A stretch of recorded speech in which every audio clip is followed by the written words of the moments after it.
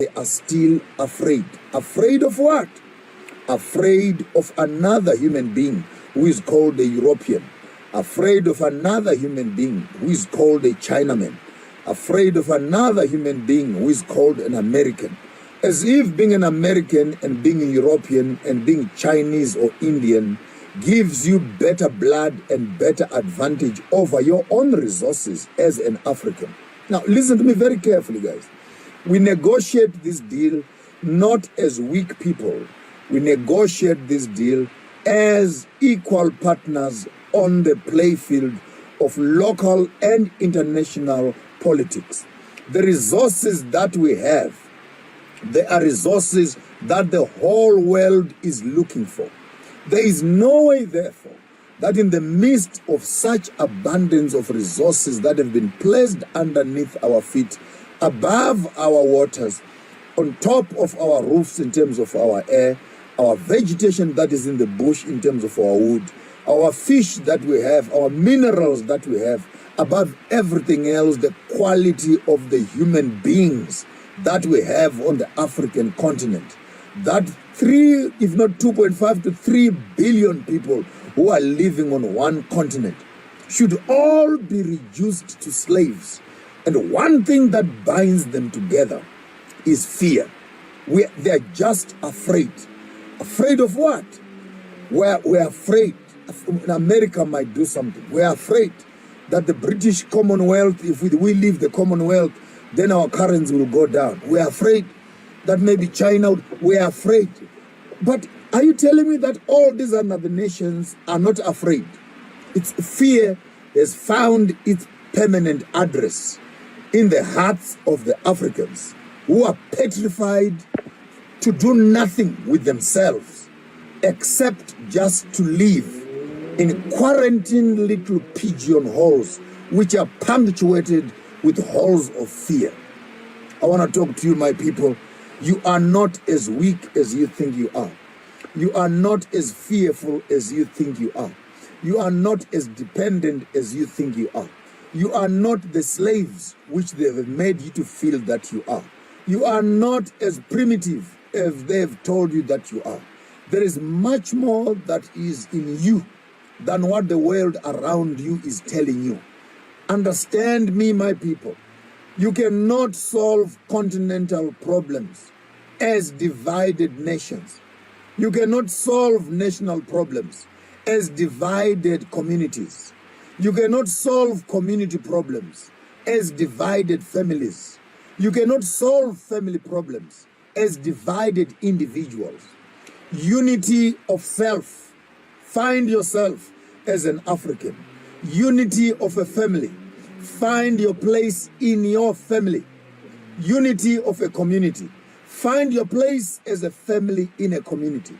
Unity of a nation. Find yourself as a community in the nation.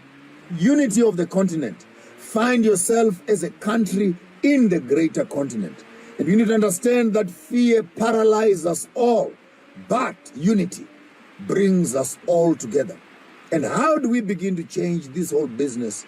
We begin to change the narrative by doing the individual repair, doing the family repair, doing the community repair, doing the national repair, doing the continental repair. And when we begin to understand that the problems we are facing as Africa are not individual problems, they are continental problems. There is no way a country in Africa can fight a continent. You cannot work like that. Think, good people. Think, good people. Hey, I'm South African. Hey, I'm Nigerian. I'm Zimbabwean. Kenyans are better than Ugandans. Rwandese are better than Congo people. You will not win the battle of a continent when you are fighting a continent as a country. And we want to speak to you because you are the future. You people who are here on Facebook with me. Because you can afford. You have a phone in your hand. You can buy data. You can send information around. You can afford the basic requirements of life, unlike some of your relatives who are in the rural areas who don't even have a cell phone. You are the to-do people. We needed to begin to put our heads together and write a new narrative as Africans. I know from where I'm coming from. When grandmama had cooked some nice fish, and children are supposed to eat fish, grandmama would pick up the fish and then put it on her plate. I know the children will be watching, so impatient. At one time, I was one of those babies sitting around, so impatient, waiting for my food to come also. And while I'm waiting there, grandmama will take a piece of fish, piece by piece, removing all the bones that are in the fish and putting them on the side, leaving only the safe meat that the young children would begin to eat on that other side. And then after some time, she would take the food and give it to the children to eat.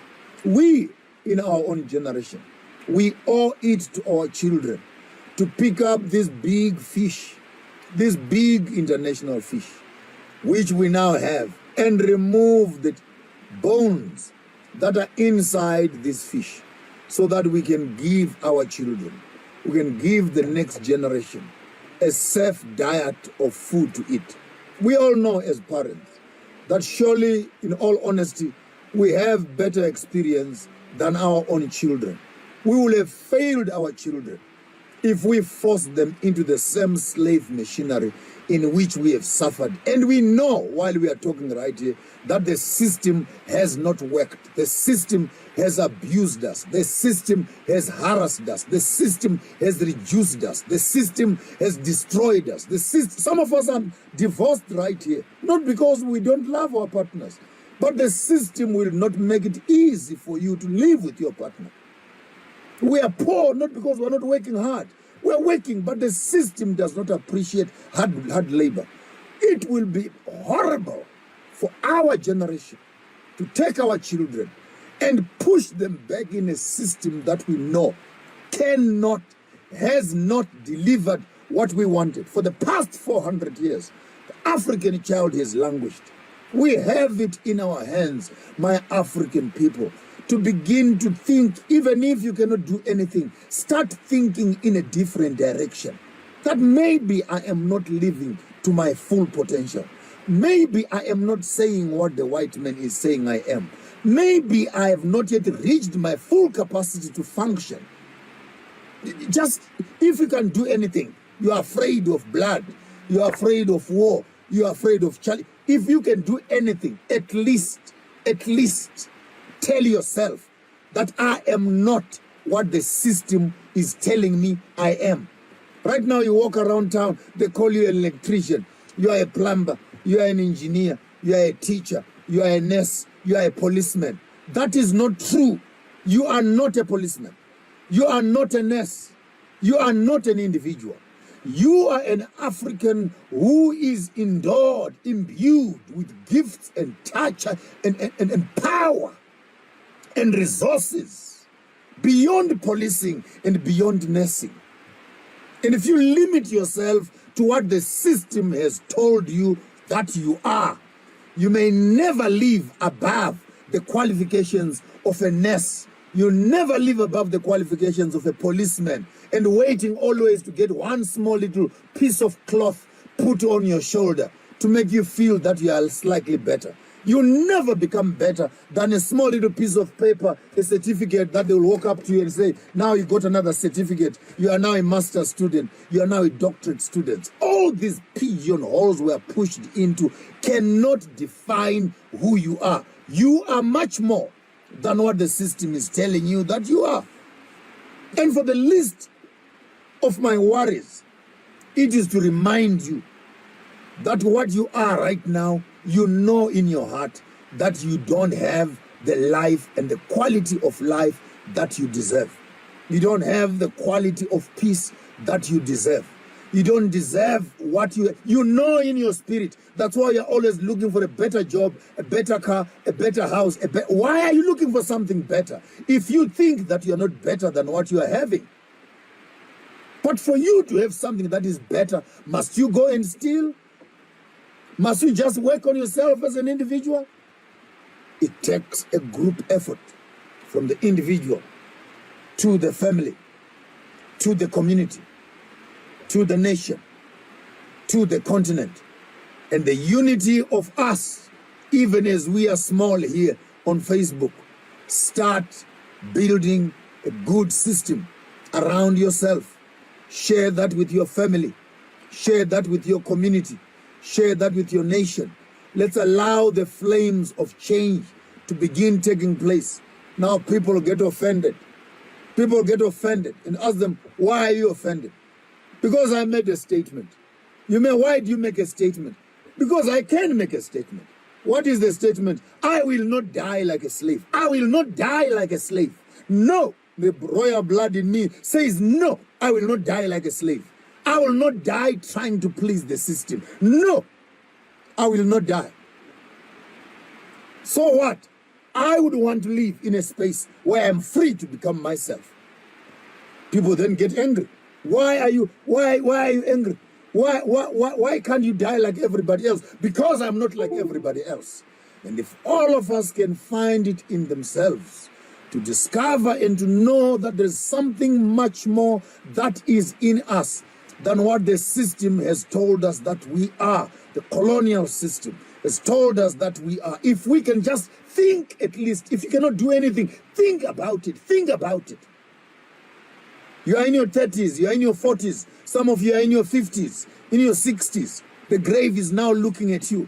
Have you lived your life? Is this the best that you could have done? Are you ready for the grave? And you can say, I've lived my life. Or in your heart, you know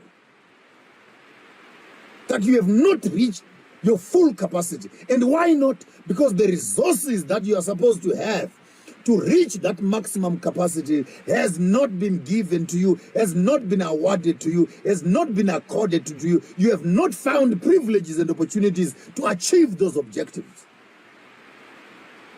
Then what do you do about it? The whole idea is that, firstly, you need to start feeling uncomfortable in mediocrity. You need to start feeling uncomfortable when you're driving lousy cars. You must feel uncomfortable when you are living in shady houses. You must feel uncomfortable when you are buying food on the shops. You must feel uncomfortable when you are queuing in a bank. You must feel uncomfortable because that's not you. That's a system that is managing you. If you had it your way, what would you do? That is the game plan I want us to talk about. And all of us, young and old, we all have a game plan. There's something in our spirit that tells all of us. And if you are royal children, like I am, when I speak like this, something in your blood must move and say, yes, I am a royal child.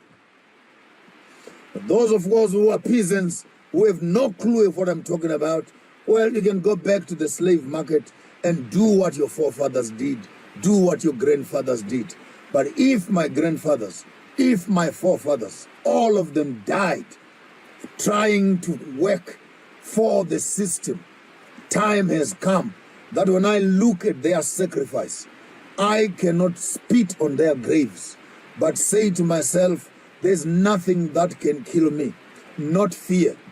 Nothing that can kill me, not being a coward.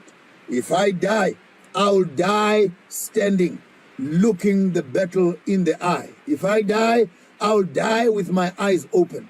And if you want to kill me, don't come behind my back. Come and shoot me right on my head. I'll show you where my heart is. Then I don't have to suffer the pain of you trying to shoot me on wrong places. Face up with your battles, face up with your challenges. And I think time is now where Africa and the continent and beyond needed to start having serious conversations at personal levels, conversations at family level, conversations at community level, conversations at national level, and stop this small little tribal politics, small little national politics of colors of passports. We are building the United Kingdoms of Africa. AIM, African Indigenous Movement.